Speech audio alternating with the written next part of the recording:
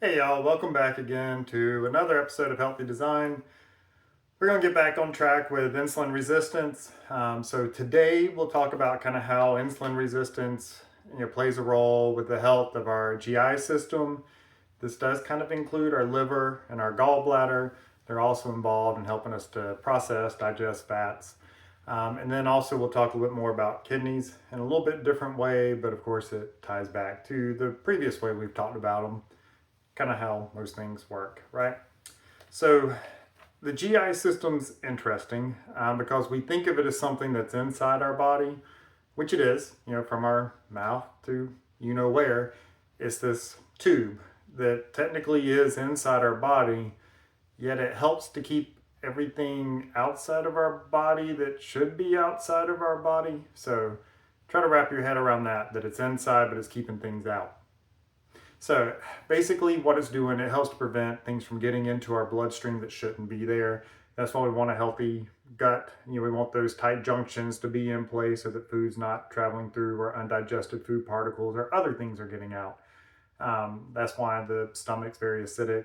Helps to break down food, but it also helps to kill things too. So that way we don't have things getting further down into the GI system and possibly getting out into the blood system. So that's just a quick kind of overview of some of that.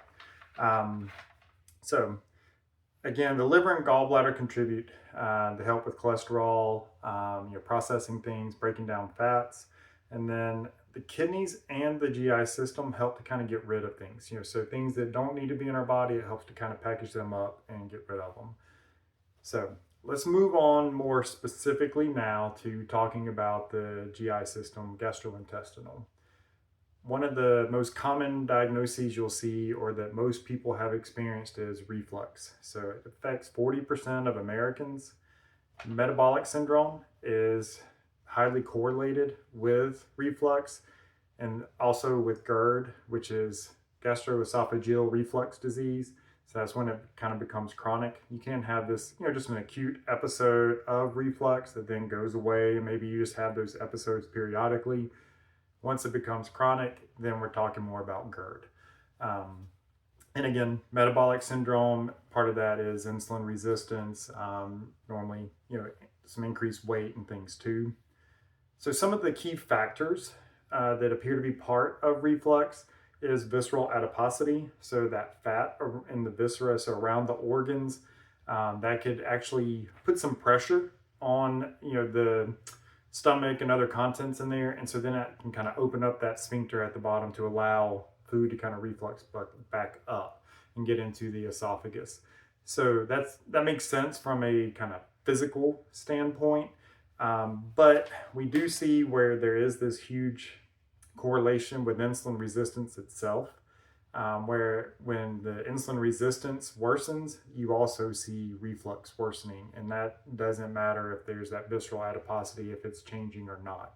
So yes, there are some other things that can cause this or be problematic, but it definitely seems like insulin resistance kind of plays a big role in things. So again, another reason why we want to kind of address that. Another big thing that can happen is gastroparesis. So our gut actually has these, they're called peristaltic contractions. So they're little muscle contractions that just help to move the food through our gut. So again, as soon as we take a bite of food, we're already starting to break that down. There's different ACEs, so different enzymes, amylase, proteases, different things like that in our saliva that help to break down protein for the proteases and carbohydrates for the amylase, and then you got lipases for lipids and different things too. And so that's why I want to spend a good bit of time chewing up our food. That way we start to break it down some already. Then we swallow, goes into the stomach. That helps break down things even more. Pancreas sends some other enzymes, again, amylases, proteases, lipases, etc., and helps to break down food. It goes through our small intestine, starts to get absorbed and do different things, and then goes through the large intestine, and we poop out whatever's left. So that's a quick rundown of digestion. Obviously, there's a lot more going on and involved in that, but those peristaltic contractions help to kind of keep that process going, keep the food moving through the small intestines and then up and around and down for the large intestine. So what gastroparesis means is that is paralyzed, basically is what the paresis part means. So it may not, in a very severe case, it is truly paralyzed where those contractions aren't occurring at all. In most cases, though, what that means is just that those contractions are slowed down. So we're not having that passage through like we should. It's a whole lot slower. Um, Type 2 diabetes is a prominent cause of gastroparesis. And so we're not sure exactly why. It could be due to nerve damage. So increased blood sugar levels can, contribute to gastroparesis by themselves, and it can also contribute to nerve damage. In this case, the nerve that's being damaged is the vagus nerve. It's the one that's in control of our digestion. So that's why when we say like rest and digest, we're trying to stimulate that vagus nerve so that we can do those things, so that we can relax because of its connection to our gut, to our heart, and other things too. So one study found that gastroparesis, so basically that peristaltic contraction will decrease 40% when people are given an infusion of insulin. So it mimics that hyperinsulinemia. So what that means is that people were given a big bolus of insulin to make it look like they always had this increased level in their body. And just by doing that, they decrease those contractions by 40%. So, if they were at 0% gastroparesis, now they're at 40% gastroparesis, whereas 100 means there's no contraction whatsoever. Hopefully that kind of helps you to make sense of that, because I understand these words might be a little confusing. But let's move on. The liver. So in the book, Dr. Bickman says that most people probably can't develop whole body insulin resistance unless, they have liver insulin resistance as well. So that sounds kind of like a good thing, that if I can just keep my liver from becoming insulin resistant, then that should kind of help out in preventing that whole body. Well, the bad news is the liver is one of the first organs to become insulin resistant. So that's kind of hard to do. So what the liver will do, if we have excess blood sugar, blood glucose floating around, it'll take some of that excess and store it as glycogen in the liver. And there should be some storage of glycogen in the liver, so that's fine. When it becomes excessive, that can be problematic. And so, the insulin levels will also kind of tell it to take up some of that and store that excess glucose as glycogen. And then once the liver, though, is insulin resistant, is going to release that glycogen back into the bloodstream, even though there's already increased levels of blood glucose floating around anyway and increased insulin levels floating around anyway. The other side of this too is that all of that excess glucose does not just get stored as glycogen in the liver. Some of it will also be converted to fat and stored as fat in the liver. And so this can actually end up leading to non-alcoholic fatty liver disease. NAFLD is an abbreviation you may see. So AFLD, alcoholic fatty liver disease, is when people drink alcohol in excessive amounts, and that leads to those fat deposits in the liver.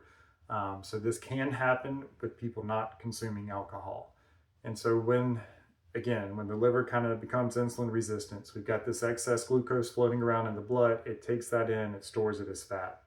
Once the liver's weight, like 5 to 10% of the liver's weight is that fat deposit, then it's going to impair the liver's function.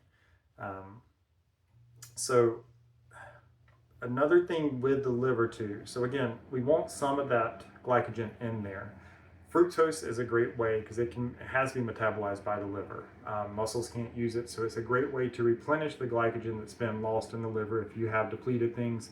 So let's say you've done a very low carb diet for a while, then you probably depleted muscle glycogen and you probably depleted liver glycogen. So some fructose in that case can be a good way to replenish those glycogen stores that should be there in the liver. However, if you're consuming excessive amounts of fructose, then that means we're having excessive amounts of that glycogen being stored. And then again, we're probably going to end up getting some of that fat, or get some of that excess being stored as fat as well. So yeah, the fructose will definitely increase that fat deposition. And then we also get increased visceral fat from fructose versus a glucose drink. So they did a study where they had people drink just fructose and had other people drink just glucose. Two forms of sugar. So like fruit tends to be like kind of half glucose, half fructose. But in this case, 100% of each. And so what they noticed is both groups did gain body fat or gained fat. So yes, neither one was wonderful, but the group that just consumed the fructose drink, they gained visceral fat. That's not the kind of fat we want. We don't want fat around our organs.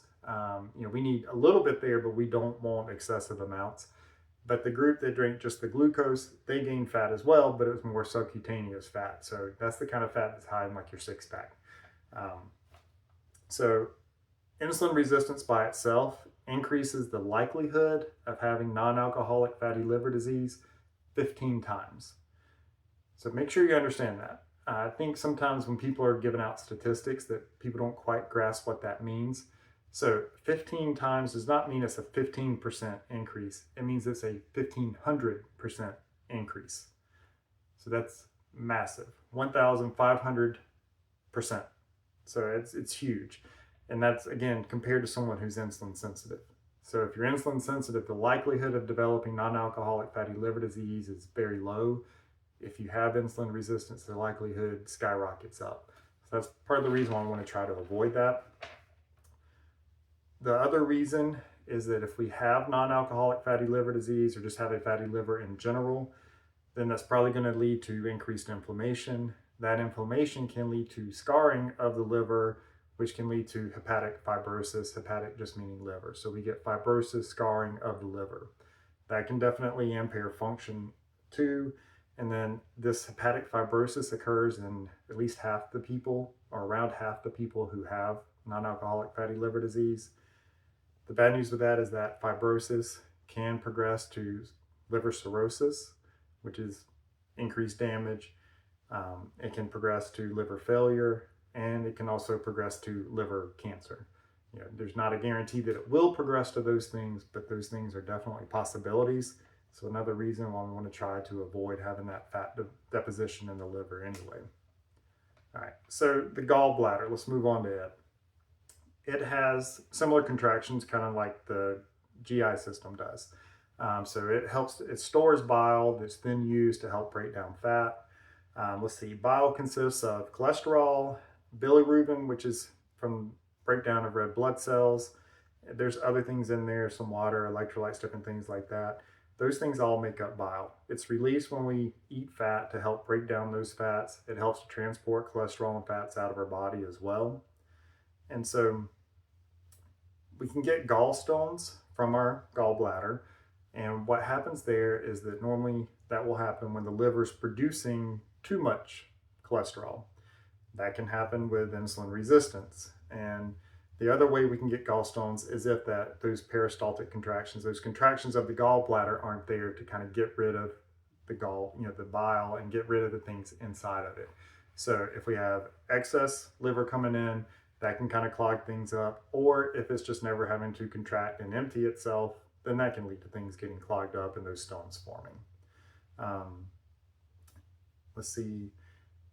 So one way to kind of think about too, like another impact insulin resistance has on the gallbladder, like we said earlier with the GI system, it can kind of lead to gastroparesis.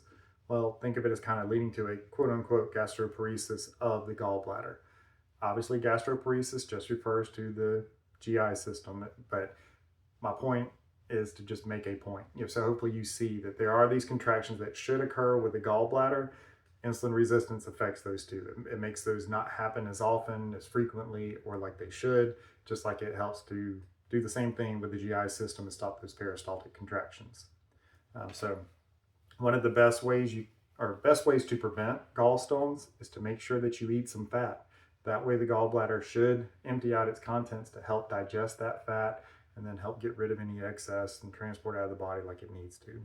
So that's why maybe some low-fat diets aren't always the best thing, because if it gets too low, then that could lead to this gallstone formation. All right, let's talk about the kidneys again. What we see with this, so again, we've talked before about blood pressure, different things like that. We're not going down that same rabbit hole today, although it still might be related. But we'll get to that in a minute. So when we have increased insulin levels, it leads to increased blood calcium. So we have increased calcium floating around in the blood. Well, our kidneys help to filter our blood, which means they're going to help to filter that excess calcium. As long as it's not too bad, kidneys can do that. We don't have a problem. However, if that amount of calcium it kind of exceeds what the kidneys can do, now we're starting to have these calcium crystals deposit into the kidneys, and then that's going to lead to kidney stones. And luckily, I have never experienced a kidney stone. Fingers crossed, I never experienced a kidney stone, because everyone I know who's had one has talked about how horrendous it is, how painful it is. And some women will say that passing a kidney stone is actually worse than childbirth. I'm not sure all women will agree with that, but at least for a few people, that has been their experience. I don't know. Again, I hope I never find out. Anyway, so the other thing with increased insulin, it can lower the pH of the urine as well. So if it's lowering that pH, that means it's making it more acidic. This can lead to increased uric acid. That uric acid can then kind of deposit out as crystals and form uric acid kidney stones. So we got two kind of ways that different types of kidney stones can be produced related to increased levels of insulin. Kidney failure is another thing. So type 2 diabetes is the most common cause of kidney failure that we have. Insulin resistance increases the likelihood of kidney failure by 50%. And then the worse your insulin resistance gets, the more likely you are to have kidney failure too. So there's definitely a correlation there. We don't exactly know why that correlation's there. So it hasn't all, kind of all the mechanisms behind it, all the reasons behind it haven't been teased out. But there is some evidence that does point to the changes in blood pressure. Again, we see changes in blood volume, etc., that increases the blood pressure. Kidneys are very sensitive to the blood pressure. That leads to damage, and then enough damage occurs that could lead to failure. Another problem could be hyperlipidemia, and so that just means the excess fats floating around, which again, we know that insulin resistance can lead to some of that as well. So that's it today for kind of the GI system, liver, gallbladder, kidneys. Like I said, we had to still touch on the blood pressure side of things with kidneys a little bit. There's no getting around it. But I think we got one more episode where we're still kind of talking about more of the systems and how insulin's related. Then we'll get into some of the causes of insulin resistance. Not sure how many videos that'll take, but then we'll get into some of the treatment ideas. And again, with all of this information, it's just for educational purposes. Shouldn't be considered medical advice. I'm not a doctor, and I'm not your doctor. So again, it's just for educational purposes, but hopefully it does give you some information, and you can have different conversations with your doctor to make sure you get the best care that you need and do the right things that are, that you can do. So again, I hope you guys enjoyed this. I appreciate you watching. Please like, subscribe. Like I said, we'll continue along with insulin. I did get another question from Sarah about MTHFR, and so we'll talk a little bit about that and genes probably in a few weeks too, because I think that'll be helpful for people. So we'll get to that soon, and if there's other topics you want me to address, let me know, and I guarantee you we'll cover them as well. But thanks again for watching, guys. I appreciate it. Again, please like, subscribe, do all that fun stuff, and I will see you next week. Bye.